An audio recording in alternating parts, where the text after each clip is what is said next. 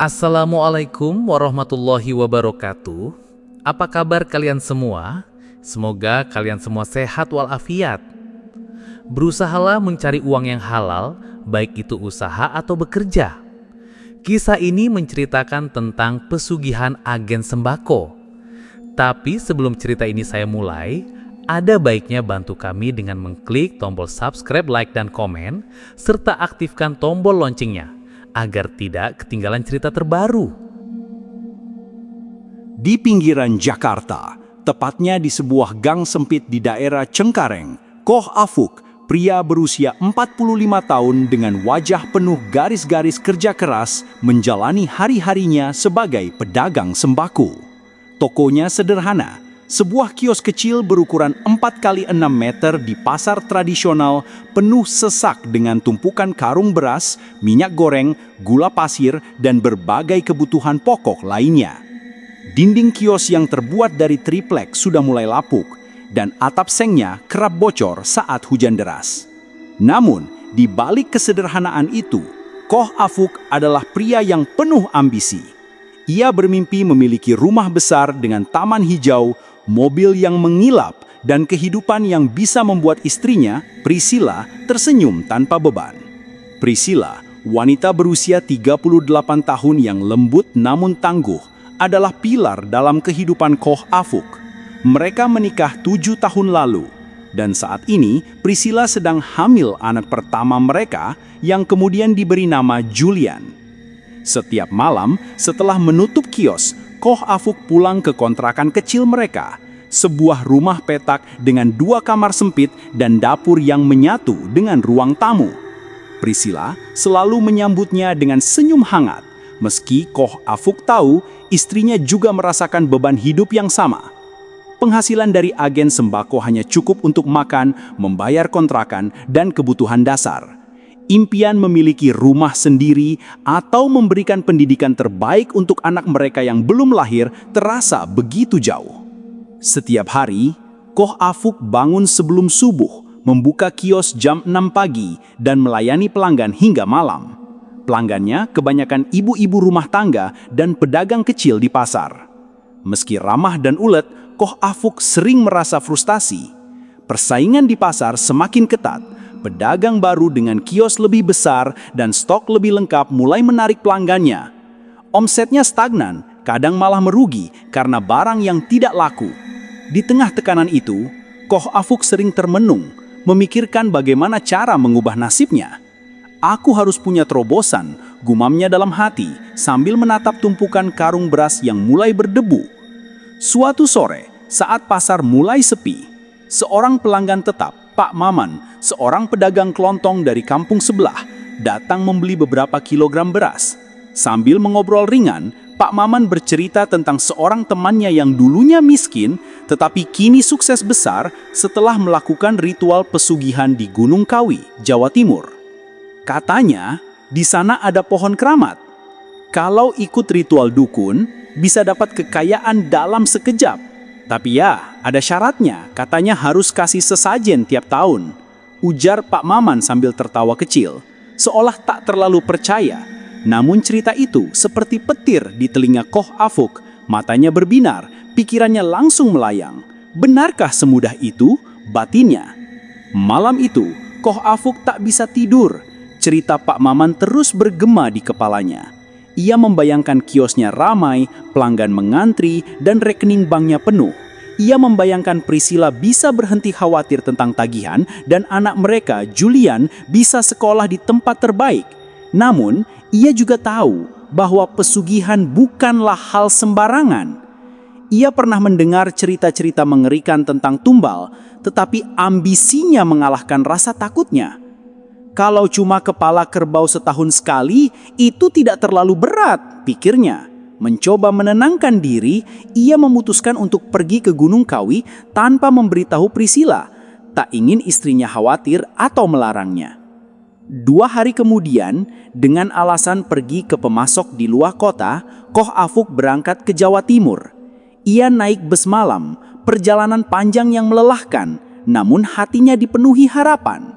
Sesampainya di kawasan Gunung Kawi, ia bertanya kepada penduduk setempat tentang dukun yang bisa membantu ritual pesugihan. Seorang warga menunjukkan jalan menuju sebuah des dukun terkenal yang tinggal di kaki gunung. Di sana, di bawah pohon beringin besar yang konon berusia ratusan tahun, Koh Afuk bertemu dengan seorang dukun tua berjubah hitam. Dukun itu berbicara dengan suara pelan namun penuh wibawa. "Kamu harus berjanji setiap tahun di malam bulan purnama, kamu harus memberikan kepala kerbau sebagai persembahan. Jika tidak, makhluk yang membantu kesuksesanmu akan marah dan akibatnya bisa mengerikan." Koh Afuk mengangguk, meski dadanya berdegup kencang. Dukun itu memimpin ritual di tengah malam di bawah pohon beringin yang diterangi obor. Koh Afuk diminta membaca mantra yang tak ia pahami sambil mempersembahkan sesajen berupa bunga, kemenyan, dan darah ayam. Angin malam tiba-tiba berhembus kencang, daun-daun beringin bergoyang seolah berbisik. Koh Afuk merasa hawa dingin menyelinap di punggungnya, seperti ada sesuatu yang mengintai dari kegelapan. Ia gemetar, tetapi dukun itu menenangkannya. "Jangan takut, perjanjian sudah dibuat. Pulanglah dan tunggu hasilnya." Perjalanan pulang ke Jakarta terasa berbeda. Koh Afuk merasa campur aduk antara harapan dan ketakutan. Ia tiba di rumah saat fajar, menyelinap masuk agar Priscilla tak curiga. Saat Priscilla bertanya tentang perjalanannya, ia hanya tersenyum dan berkata, "Semuanya baik-baik saja, Ma. Besok kita mulai lagi dengan semangat baru." Di hatinya, ia berdoa agar keputusannya ke Gunung Kawi adalah langkah yang tepat. Namun di sudut pikirannya, ada bayang-bayang gelap yang terus mengintai, seolah mengingatkannya bahwa setiap kesuksesan ada harganya. Beberapa bulan setelah perjalanan Koh Afuk ke Gunung Kawi, kehidupan di agen sembakonya di Pasar Cengkareng mulai berubah drastis. Kios kecil yang dulu sepi, kini ramai oleh pelanggan yang datang silih berganti. Ibu-ibu rumah tangga, pedagang kelontong, bahkan pemilik warung makan dari kampung tetangga berdatangan untuk membeli beras, minyak goreng, gula, dan kebutuhan pokok lainnya. Tumpukan karung beras yang dulu berdebu kini cepat habis dan Koh Afuk harus bolak-balik memesan stok baru. Telepon genggamnya tak henti-hentinya berdering, menerima pesanan dalam jumlah besar dari pelanggan baru yang entah dari mana datangnya. "Koh, beras 10 karung lagi ya, besok kirim ke warung saya." Begitu kata salah satu pelanggan, seorang pedagang bernama Busari yang kini menjadi langganan tetap. Kesuksesan ini membuat Koh Afuk kewalahan. Kios kecilnya tak lagi cukup menampung stok barang dan ia mulai menyewa gudang kecil di belakang pasar untuk menyimpan persediaan. Ia juga menghubungi sales dari berbagai merek ternama, dari beras premium hingga minyak goreng kemasan besar untuk mengirim stok dalam jumlah yang tak pernah ia bayangkan sebelumnya. "Koh Afuk, ini rekor. Pesananmu bulan ini naik 3 kali lipat," kata seorang sales dari perusahaan distributor sambil tersenyum kagum. Koh Afuk hanya mengangguk, wajahnya menunjukkan kepuasan, tapi di dalam hatinya ada perasaan aneh, seolah semua ini terlalu sempurna, terlalu cepat. Untuk mengelola usaha yang kian membesar, Koh Afuk merekrut 3 karyawan. Pertama, Yudi, pemuda berusia 25 tahun yang energik dan selalu ceria. Yudi dengan rambut cepak dan senyum lebar adalah tipe pekerja yang tak pernah mengeluh. Ia sigap mengangkut karung beras, mengantar pesanan dengan motor tuanya, dan selalu punya cara membuat pelanggan tertawa. Kedua, Mail, pria seusia Yudi yang cekatan dan pandai berhitung. Mail sering membantu Koh Afuk mencatat pesanan dan mengatur stok di gudang. Terakhir, Pak Dul, pria paruh baya berusia 50 tahun yang pendiam namun pekerja keras. Dengan tubuh kurus dan raut wajah yang selalu serius, Pak Dul lebih suka bekerja di belakang layar, seperti menyusun barang atau membersihkan gudang. Ketiganya menjadi tulang punggung operasional agen sembako, memungkinkan Koh Afuk fokus pada strategi dan pengembangan usaha. Di tengah kesibukan ini, kabar bahagia datang dari rumah. Priscilla yang telah menanti kelahiran anak pertamanya akhirnya melahirkan seorang bayi laki-laki yang mereka beri nama Julian. Koh Afuk yang selama ini sibuk dengan kios merasa jantungnya berdebar bahagia saat mendengar tangisan bayi Julian untuk pertama kalinya di rumah sakit. Ia menatap wajah kecil Julian, membayangkan masa depan cerah untuk anaknya, sekolah terbaik, liburan keluarga, dan kehidupan yang jauh dari kekurangan. Namun, kebahagiaan itu seketika memudar saat dokter menyampaikan kabar yang tak terduga. Tangan kiri Julian tidak berkembang sempurna. Lengannya lebih pendek dari normal dan jari-jarinya tidak terbentuk dengan baik. Dokter menjelaskan bahwa ini adalah kelainan bawaan, meski tak bisa menjelaskan penyebab pastinya. Priscilla yang selama kehamilan rutin memeriksakan kandungannya hancur. Setiap USG yang ia lakukan menunjukkan janin yang sehat tanpa tanda-tanda kelainan. Ia sering membayangkan Julian sebagai anak yang lincah, berlari di taman, atau bermain dengan teman-temannya. Kini, melihat tubuh kecil Julian dengan tangan yang cacat, Priscilla tak bisa menahan air mata. Setiap malam, setelah Koh Afuk pulang dari kios, ia mendapati Priscilla duduk di samping ranjang bayi, menatap Julian dengan wajah penuh duka. "Pah, kenapa ini bisa terjadi? Apa salahku selama hamil?" tanyanya dengan suara parau, air mata mengalir di pipinya. Koh Afuk hanya memeluknya, tak mampu menjawab. Ia ingin berkata bahwa ini bukan salah Priscilla, tetapi kata-kata itu tersekat di tenggorokannya.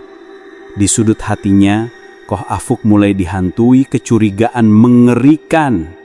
Ia teringat malam di Gunung Kawi, di bawah pohon beringin, saat dukun tua itu memperingatkannya tentang konsekuensi perjanjian gaib itu.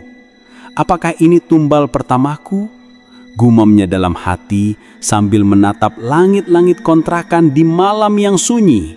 Ia mencoba menepis pikiran itu, meyakinkan diri bahwa cacat Julian hanyalah kebetulan.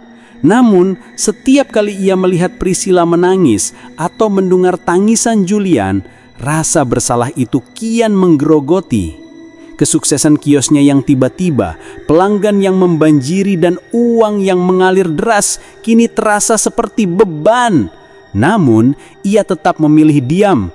Tak ingin Priscilla tahu rahasia kelam yang ia simpan dan terus menjalankan usahanya dengan harapan semuanya akan baik-baik saja. Kesuksesan agen sembako Koh Afuk di Pasar Cengkareng terus melaju pesat. Kios kecilnya kini tak hanya menjadi pusat perhatian di pasar, tetapi juga dikenal hingga ke kampung-kampung tetangga. Setiap pagi, sebelum matahari terbit, antrian pelanggan sudah mengular di depan kios. Pedagang kelontong, pemilik warung makan, hingga ibu-ibu rumah tangga berebut memesan beras, minyak goreng, gula, dan berbagai kebutuhan pokok lainnya. Gudang kecil di belakang pasar yang disewa Koh Afuk selalu penuh sesak dengan stok baru, dan truk pengiriman dari distributor datang hampir setiap hari. Omsetnya melonjak 3 kali lipat dibandingkan tahun sebelumnya, dan Koh Afuk mulai menyisihkan keuntungan untuk rencana besar, membeli rumah baru di kawasan yang lebih layak. Untuk menjaga semangat karyawannya, Koh Afuk tak pelit. Yudi, Mail, dan Pak Dul yang bekerja tanpa henti mengangkut barang dan mengantar pesanan mendapat bonus besar setiap bulan. "Kerja kalian luar biasa. Ini buat kalian, biar semangat," kata Koh Afuk sambil menyerahkan amplop tebal berisi uang kepada ketiganya di akhir bulan. Yudi dengan senyum lebar langsung bercanda, "Wah, kalau begini terus saya bisa beli motor baru nih." Mail hanya tersenyum tipis, sementara Pak Dul seperti biasa mengangguk pelan sebagai tanda terima kasih. Bonus itu membuat mereka semakin loyal, bekerja dengan penuh semangat meski sering pulang larut malam dengan tubuh lelah. Namun, di balik kesuksesan yang tampak sempurna, Koh Afuk mulai merasakan kegelisahan yang sulit dijelaskan. Setiap malam, saat ia berbaring di samping Priscilla yang sedang menimbang Julian, bayang-bayang ritual di Gunung Kawi menghantuinya. Ia sering terbangun tengah malam, memikirkan cacat fisik Julian dan bertanya-tanya apakah itu benar-benar harga dari perjanjian gaibnya. Ia mencoba menepis pikiran itu, meyakinkan diri bahwa kesuksesannya adalah hasil kerja keras, bukan karena makhluk gaib. Namun suatu malam, kegelisahan itu mencapai puncaknya dalam sebuah mimpi yang mengerikan. Malam itu, Koh Afuk tertidur lelap setelah seharian sibuk di kios. Dalam mimpinya, ia berdiri di depan gudang sembakonya di tengah kegelapan yang hanya diterangi bulan purnama. Tiba-tiba, seorang anak kecil dengan pakaian compang-camping muncul dari balik tumpukan karung. Wajah anak itu pucat, matanya kosong, tapi ia tersenyum aneh, membuat bulu kuduk Koh Afuk merinding. "Ikut aku, Pak," kata anak itu dengan suara yang terdengar seperti bisikan angin. Tanpa bisa menolak, Koh Afuk merasa kakinya bergerak mengikuti anak itu menuju sudut gudang, tempat sebuah lubang gelap tiba-tiba muncul di lantai. Anak itu menarik tangannya dan mereka meluncur ke dalam lubang yang terasa tak berdasar. Di dalam kegelapan lubang, udara menjadi dingin dan berbau tanah basah. Tiba-tiba, anak kecil itu berhenti. Tubuhnya mulai memanjang, berubah bentuk dengan cepat. Dalam sekejap, ia bukan lagi anak kecil, melainkan makhluk besar, hitam, dan berbulu lebat seperti binatang buas. Matanya merah menyala seperti dua bara api dan taringnya mencuat dari mulut yang menganga. Koh Afuk terpaku, tubuhnya gemetar tak terkendali.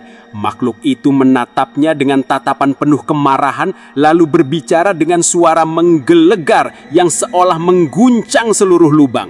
"Hei Afuk, ingat janjimu. Tahun ini kau harus memberikan tumbal kepala kerbau. Jika tidak, aku akan mengambil orang-orang terdekatmu sebagai gantinya." Setiap kata terasa seperti pukulan di dada Koh Afuk dan ia merasa nafasnya sesak. Koh Afuk terbangun dengan keringat dingin membasahi tubuhnya. Jantungnya berdegup kencang seolah baru saja lari dari kejaran sesuatu. Ia duduk di tepi ranjang, menatap kegelapan kamar. Priscilla masih tertidur di sampingnya, sementara tangisan pelan Julian terdengar dari ranjang bayi di sudut ruangan. Koh Afuk memegang dadanya, mencoba menenangkan diri, tetapi kata-kata makhluk dalam mimpinya terus bergema. "Orang-orang terdekatmu." Ia memikirkan Priscilla, Julian, bahkan Yudi, Mail, dan Pak Dul. Rasa bersalah yang selama ini ia tekan kini muncul kembali lebih kuat dari sebelumnya. Ia tahu mimpi itu bukan sembarang mimpi. Itulah peringatan dari makhluk yang telah memberikan kekayaannya.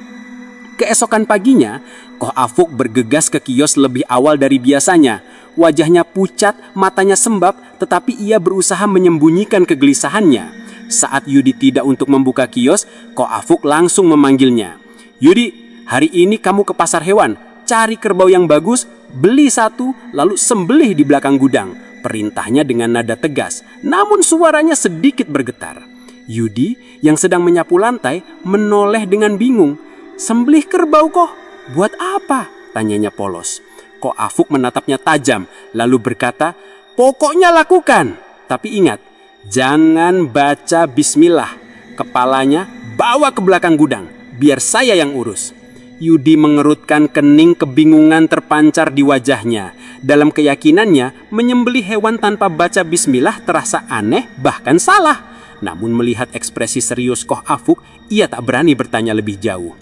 "Mungkin ini karena Koh Afuk beda keyakinan," pikir Yudi mencoba mencari alasan yang masuk akal. Ia mengangguk lalu bergegas ke pasar hewan dengan motor tuanya, meninggalkan Koh Afuk yang berdiri sendirian di depan gudang. Koh Afuk menatap lubang kecil di sudut gudang, tempat ia pernah merasa ada sesuatu yang mengintai. "Aku harus lakukan ini," gumamnya mencoba meyakinkan diri bahwa kepala kerbau akan cukup untuk menenangkan makhluk itu. Namun, di dalam hatinya ia tahu bahwa perjanjian ini jauh lebih gelap dari yang ia duga. Setelah mimpi mengerikan itu, Ko Afuk bergegas memenuhi janjinya kepada makhluk gaib. Malam itu, setelah Yudi menyembelih kerbau sesuai perintahnya, tanpa membaca bismillah, Ko Afuk mengambil kepala kerbau yang masih berdarah dan membawanya ke sudut gudang yang gelap. Di sana, di bawah cahaya lampu neon yang redup, ia meletakkan kepala kerbau di atas kain merah yang telah ia siapkan, dikelilingi sesajen berupa bunga Kamboja, kemenyan yang menyala, dan semangkuk air bercampur darah ayam.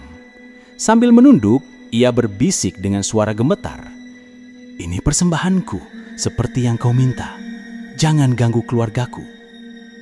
Udara di gudang terasa semakin dingin, dan Ko Afuk merasa ada sesuatu yang bergerak di kegelapan, seperti bayangan yang melintas cepat.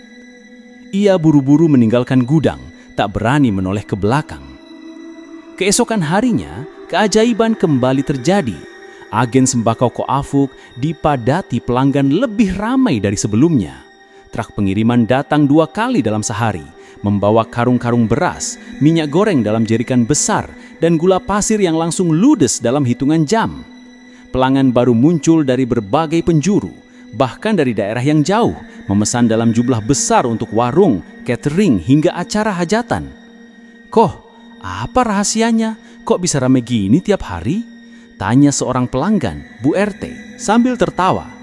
Ko Afuk hanya senyum kaku, menjawab, "Rezeki Bu, rezeki." Namun, di dalam hatinya, ia tahu bahwa kesuksesan ini bukan sekadar keberuntungan.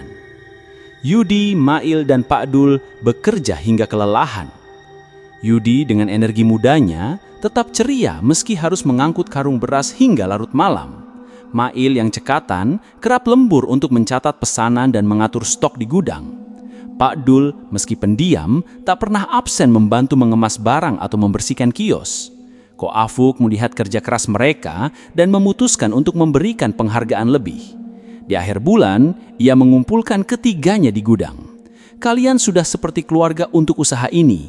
Ini bonus untuk kalian," katanya, sambil menyerahkan amplop tebal berisi uang tunai. Tak hanya itu, ia juga mengejutkan mereka dengan hadiah istimewa. 3 unit motor baru, masing-masing untuk Yudi, Mail, dan Pak Dul. Yudi hampir melompat kegirangan. "Koh, serius ini? Motor baru?" Mail tersenyum lebar, sementara Pak Dul, seperti biasa, hanya mengangguk dengan mata berkaca-kaca. Kesuksesan itu juga membawa perubahan besar dalam kehidupan pribadi Ko Afuk. Ia membeli rumah mewah di kawasan elit Jakarta Barat, lengkap dengan taman luas dan garasi untuk 2 mobil. Ia juga mempersembahkan mobil baru untuk Priscilla, sebuah SUV putih mengkilap yang membuat istrinya terpana. "Pah, ini beneran buat kita?" tanya Priscilla dengan mata berbinar, meski ada sedikit kecemasan di nadanya.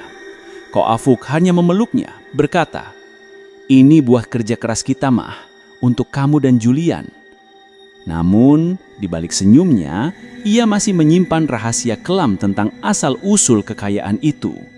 Priscilla yang sibuk merawat Julian tak terlalu mempertanyakan keberhasilan suaminya, meski kadang ia merasa ada sesuatu yang disembunyikan. Di tengah euforia kesuksesan, Ko Afuk mulai lengah. Bulan berikutnya, ia terlalu sibuk mengurus pesanan besar dan rencana ekspansi usaha, hingga lupa mempersembahkan kepala kerbau seperti yang diminta makhluk dalam mimpinya. Hari-hari berlalu dengan cepat, dan ia tak menyadari bahwa bulan purnama, waktu yang ditentukan untuk persembahan, telah lewat. Hingga suatu sore, malapetaka datang tanpa peringatan. Yudi yang sedang mengantar pesanan ke sebuah warung di pinggiran kota dengan motor barunya, tiba-tiba kehilangan kendali di jalan raya. Sebuah truk tanah yang melaju kencang menabraknya dari samping. Tubuh Yudi terpental dan dalam sekejap nyawanya melayang. Tubuhnya hancur, tak lagi dikenali, hanya menyisakan motor barunya yang ringsek di tepi jalan. Kabar duka itu sampai ke Ko Afuk saat ia sedang berada di kios. Mail datang dengan wajah pucat, suaranya gemetar. "Koh, Yudi kecelakaan, dia nggak selamat."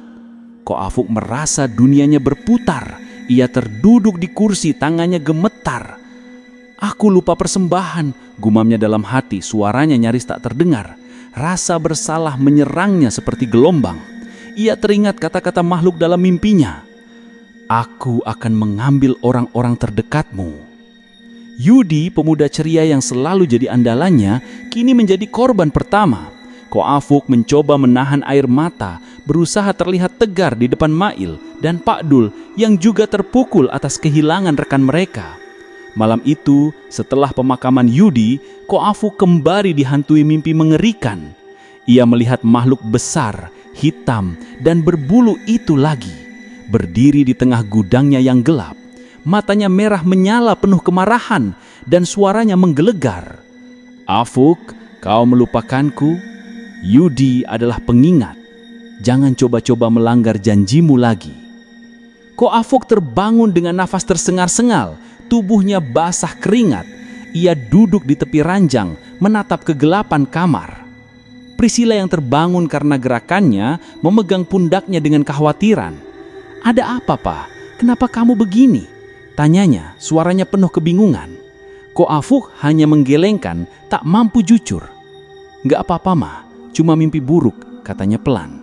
Tetapi di dalam hatinya, ia tahu bahwa mimpi itu adalah peringatan bahwa perjanjian gaibnya akan terus menuntut lebih banyak pengorbanan. Kehilangan Yudi meninggalkan luka mendalam di hati Koh Afuk, Mail, dan Pak Dul. Kios sembako yang biasanya ramai dengan canda tawa Yudi kini terasa hampa meski pelanggan tetap berdatangan. Koh Afuk yang masih dihantui rasa bersalah tahu ia harus segera mencari pengganti untuk menjaga operasional usahanya. Setelah bertanya kepada beberapa kenalan di pasar, ia direkomendasikan untuk bertemu Suryadi, pria berusia 38 tahun yang dikenal sebagai pekerja keras dan berhati baik. Suryadi dengan tubuh besar dan wajah ramah datang ke kios dengan pakaian sederhana. Kemeja lengan panjang yang sedikit lusuh dan celana jeans. Ia memperkenalkan diri dengan senyum hangat. Saya Suryadi Koh, siap kerja apa saja, asal halal. Koh Afuk langsung menyukai sikapnya yang jujur dan penuh semangat, lalu mempekerjakannya mulai hari itu juga. Suryadi cepat beradaptasi. Dengan tenaga fisiknya yang kuat, ia mampu mengangkut karung beras dan jerigen minyak goreng tanpa keluh kesah. Ia juga pandai berinteraksi dengan pelanggan, sering mengobrol ringan dengan ibu-ibu yang berbelanja, membuat suasana kios kembali hidup. Mail dan Pak Dul yang awalnya masih murung karena kehilangan Yudi, mulai terbantu dengan kehadiran Suryadi. Selain pekerja keras, Suryadi dikenal taat beribadah. Setiap waktu sholat tiba, ia selalu meminta izin untuk ke masjid kecil di ujung pasar dan seringkali mengingatkan Mail untuk ikut sholat berjamaah. Ayo Mail, kita sholat dulu. Kerja rejeki, tapi ibadah juga penting, katanya dengan tawa ringan. Pak Dul yang lebih pendiam hanya mengangguk kagum melihat kedisiplinan Suryadi. Namun, kecurigaan Suryadi muncul pada suatu sore, sekitar 2 bulan setelah ia bekerja. Koh Afuk yang masih trauma dengan kematian Yudi dan peringatan mengerikan dalam mimpinya, memerintahkan Mail dan Pak Dul untuk membeli kerbau lagi di pasar hewan. Seperti dulu, potong di belakang gudang, tapi jangan baca bismillah. Kepalanya serahkan ke saya, ujar Koh Afuk dengan suara pelan namun tegas sambil menghindari tatapan karyawannya. Mail dan Pak Dul yang sudah pernah mendengar perintah serupa saat Yudi masih ada, hanya mengangguk patuh meski wajah mereka menunjukkan kebingungan. Suryadi yang kebetulan sedang menyusun stok di gudang, mendengar percakapan itu. Alisnya berkerut dan ia merasa ada yang tidak beres. Dalam keyakinannya, menyembelih hewan tanpa membaca bismillah adalah hal yang bertentangan dengan ajaran agama, dan perintah Koh Afuk terasa aneh, bahkan mencurigakan. Malam itu, setelah kios tutup, Suryadi memutuskan untuk berbicara langsung dengan Koh Afuk. Ia menunggu hingga Mail dan Pak Dul pulang, lalu menghampiri Koh Afuk yang sedang menghitung uang di meja kecil di sudut kios. "Koh, boleh saya tanya sesuatu?" tanya Suryadi dengan nada hati-hati namun penuh keberanian. Koh Afuk menoleh sedikit terkejut tetapi mengangguk. "Soal kerbau tadi, kenapa tidak boleh baca bismillah? Dan kenapa kepalanya harus Koh Afuk sendiri yang urus sendiri? Apa ini ada hubungannya dengan pesugihan?" lanjut Suryadi, suaranya tetap tenang tetapi tegas. Pertanyaan itu seperti petir menyambar Koh Afuk. Wajahnya memucat, tangannya yang memegang uang berhenti bergerak. Ia menatap Suryadi, mencoba mencari kata-kata untuk menyangkal. Tetapi sorot mata Suryadi yang jujur dan penuh kepedulian membuatnya tak bisa berbohong. Untuk pertama kalinya, Koh Afuk merasa terpojok. Ia menunduk, menarik napas panjang, lalu berkata dengan suara lirih, "Suryadi, duduklah. Aku ceritakan semuanya." Di bawah cahaya lampu neon yang berkedip-kedip, Koh Afuk akhirnya mengaku. Ia menceritakan perjalanannya ke Gunung Kawi, ritual di bawah pohon beringin, dan perjanjian dengan makhluk gaib yang menuntut kepala kerbau setiap tahun. Ia juga mengaku bahwa cacap Julian dan kematian Yudi mungkin adalah akibat dari perjanjian itu.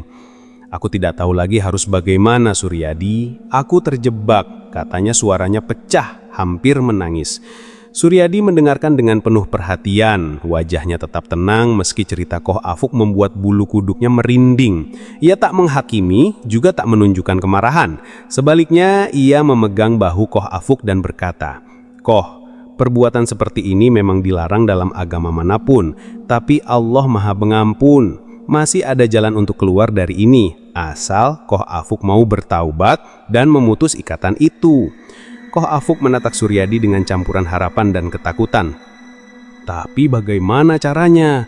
Makhluk itu, dia mengancam akan mengambil orang-orang terdekatku," jawabnya, suaranya penuh keputusasaan.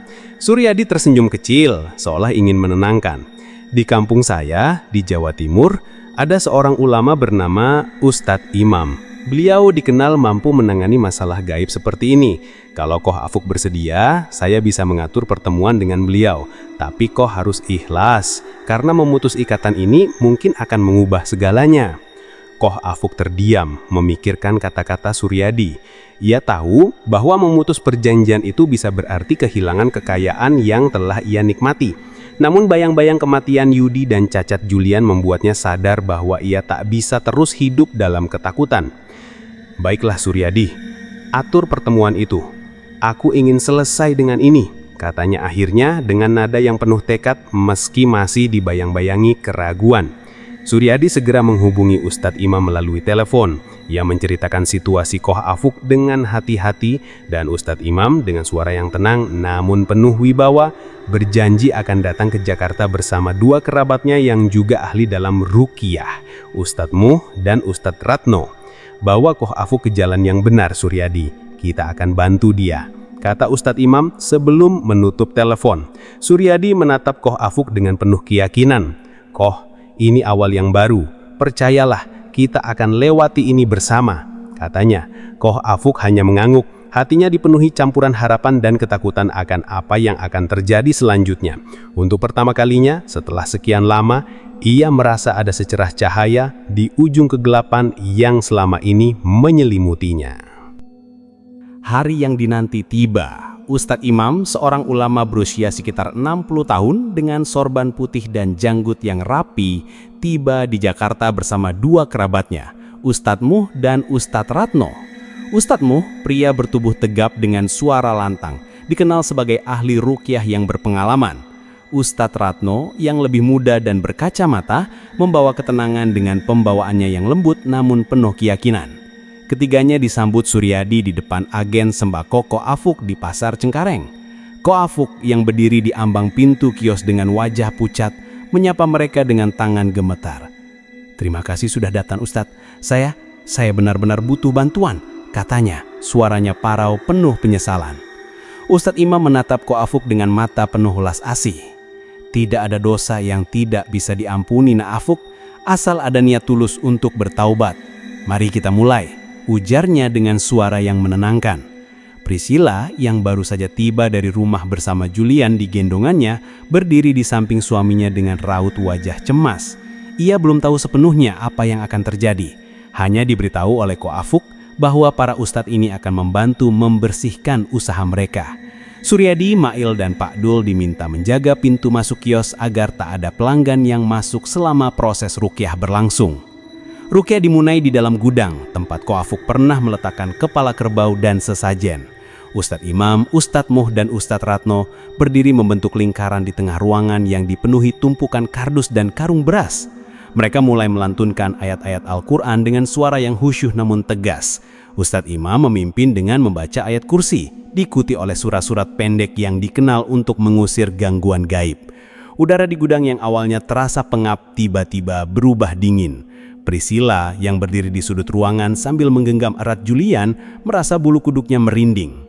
Ko Afuk yang berdiri di samping Suryadi menunduk dengan tangan mengepal, mencoba menahan ketakutan yang mulai merayap di dadanya. Tiba-tiba suasana berubah mencekam. Tumpukan kardus di sudut gudang mulai bergoyang tanpa sebab, seolah ada angin kencang yang menerpanya.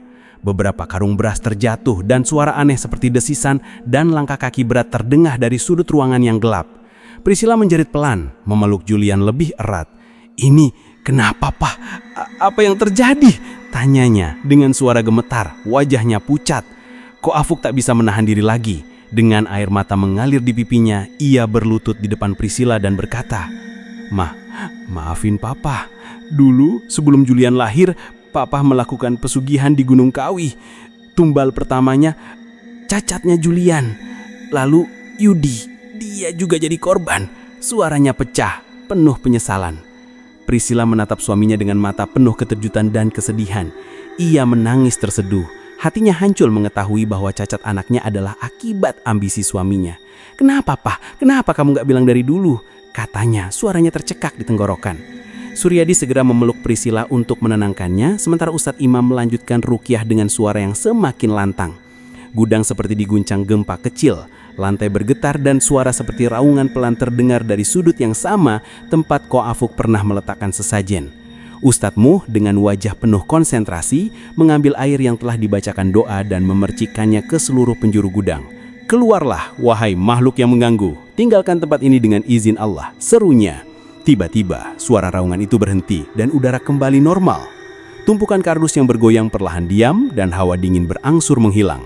Ustadz Ratno yang selama ini membaca doa dengan tenang mengangguk kepada Ustadz Imam. "Ikatan itu sudah terputus, alhamdulillah," katanya dengan suara lembut. Setelah ruqyah selesai, Ustadz Imam duduk bersama Ko Afuk dan Priscilla di dalam kios. Ia menjelaskan bahwa perjanjian gaib dengan makhluk di Gunung Kawi telah diputus, tetapi ada konsekuensi yang harus mereka terima. Kekayaan yang kamu dapat selama ini adalah buah dari perjanjian itu. Ketika ikatan diputus, rezeki yang datang dari jalan yang tidak benar juga akan hilang. Tetapi percayalah, rezeki halal lebih berkah meski mungkin lebih sedikit, ujar Ustadz Imam dengan bijak. Ko Afuk mengangguk, matanya masih merah karena menangis. Priscilla meski masih terluka, memegang tangan suaminya erat menunjukkan bahwa ia memilih untuk memaafkan. Benar saja, beberapa hari setelah ruqyah, agen sembako Ko Afuk mulai sepi. Pelanggan yang dulu memadati kios perlahan menghilang, seolah ada kekuatan tak terlihat yang menjauhkan mereka. Pesanan besar dari warung dan catering sedan berhenti datang, dan truk pengiriman yang biasanya ramai kini jarang terlihat. Gudang yang dulu penuh sesak kini hanya berisi beberapa karung beras dan minyak goreng yang tak laku. Ko Afuk dan Priscilla terpaksa menjual rumah mewah dan mobil mereka untuk menutup utang dan biaya hidup. Mereka kembali ke kontrakan sederhana, mirip seperti saat mereka baru menikah. Priscilla meski awalnya terpukul menemukan kekuatan dalam perannya sebagai ibu.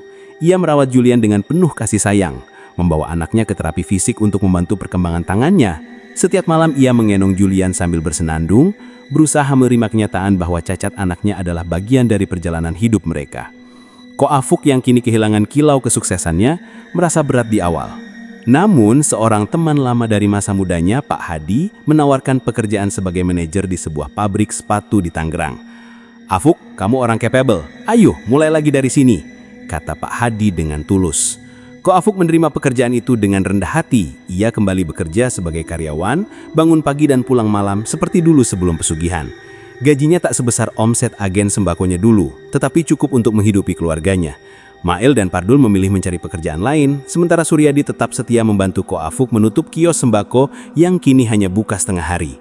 Di malam-malam yang sunyi, Ko Afuk dan Priscilla sering duduk bersama di ruang tamu kontrakan, menatap Julian yang tertidur. Maafkan Papa atas semua ini," kata Ko Afuk suatu malam, suaranya penuh penyesalan. Priscilla menyokong tersenyum, memegang tangan suaminya. "Yang penting kita sekarang bebas, Pak. Julian dari kita masih bersama, itu cukup," jawabnya. Hidup mereka kini sederhana, jauh dari kemewahan yang pernah mereka rasakan. Namun untuk pertama kalinya setelah bertahun-tahun, Ko Afuk tidur tanpa mimpi buruk. Hatinya yang meski menyimpan luka, kini tenang, bebas dari bayang-bayang pesugihan yang pernah mengikatnya.